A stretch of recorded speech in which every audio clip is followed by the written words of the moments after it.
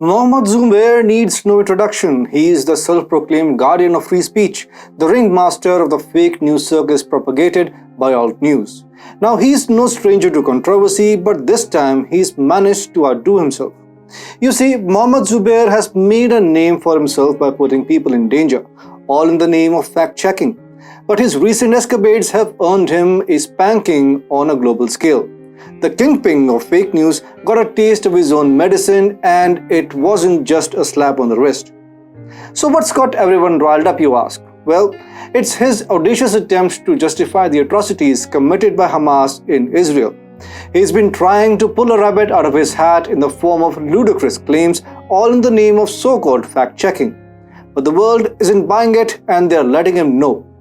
Even the Israeli administration is taking notice of Zubair's wild claims.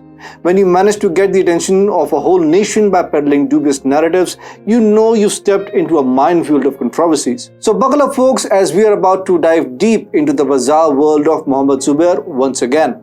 It's a roller coaster ride of audacious claims, global backlash, and a whole lot of head scratching. Get ready for a wild journey through the rowdy train of fake news and fact-checking gone haywire.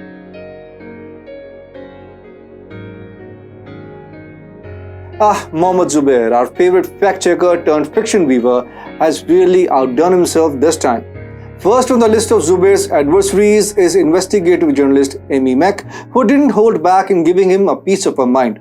She accused Zubair of trying to throw her under the bus for daring to expose Hamas's propaganda. In her own words, she called him out on Twitter. There seems to be a guy named Mohammad Zubair who operates a left-wing disinformation site called Alt News. He is attempting to smear me and other conservatives for exposing Hamas's propaganda. Is this the same anti-Semitic Hindu-phobic individual who targeted Nupur Sharma and endangered her life? Not only is Mohammad Zubair openly mocking the tragic deaths of innocent Israelis, but he is also going to great lengths to defend the indefensible atrocities committed by Hamas. He has even gone so far as to suggest that the images of the deceased as released by the Israelis are nothing but a ruse, a cleverly concocted illusion. Enter Kobi Shoshani, the Consul General of Israel to India. He didn't mince words either, taking Zubair to the cleaners with a blunt retort. Shoshani dropped the mic with his reply. Dear Zubair, stop spreading fake news and hatred about Israel. If you really consider yourself as a fact-checker, go to Israel. Now that really hurts. Now will Zubair pack his bags and head to Israel to fact-check from ground zero? I seriously doubt that. He's got a cozy spot in the Khan Market cartel, and that's far cry from being on the ground where real news happens. In the world of fact-checking, you'd expect accuracy, reliability, and maybe just a drop of common sense. But here we have Zubair dancing on the razor's edge of credibility, doing a high-wire act without a safety net. It's a sight to behold, really, as he juggles accusations of bias, falsehoods, and taking sides in a conflict that's more complex than a Rubik's Cube.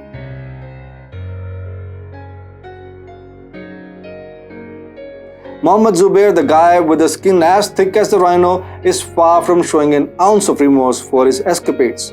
He's doing what he does best, playing the victim card with a poker face that would make even Rati blush. He's gone and accused the Israeli administration of having it out for him, and he's got the gall to mock anyone who calls him out on his shenanigans. Case in point, a geopolitical analyst on Twitter based in Saudi Arabia, Zahak Tanveer, who saw right through his game. He laid it bare, pointing out that Zubair is cherry-picking his sources to peddle his fake narrative against Israel. But did Zubair own it up? Nah, he tried to fire back with a feeble retort, boasting about his association with AIMIM. He called Zubair's bluff and exposed his antics in a single tweet, saying, yeah, not everybody is a charlatan like you, Mohammad Zubair, whose posts are written and sponsored by a group of radical leftists and communists. So what? Yeah, once campaigned for AIMIM in Hyderabad and also published leftist narrative against the Indian government. A lot of my friends and relatives are die-hard fans of Oasis. So? But Zahak Tanveer wasn't done yet. He served up a second helping of truth with a side of snark, adding, by the way, it's not easy to go against the tide unless you have sponsors to fund some fact-checking business. Now, if it wasn't for the CJI Chandrachud's stubborn decision to let him off the hook, despite a mountain of evidence against him, Zubair might have been trading in his keyboard for a prison cell. But here he is, strolling around scot-free only to be target of global ridicule for his far-fetched claims. Zubair is undoubtedly a menace, but he's not the invincible superhero he seems to think he is. The recent global roasting he's received has shown us that even the thickest-skinned folks can't dodge the truth forever.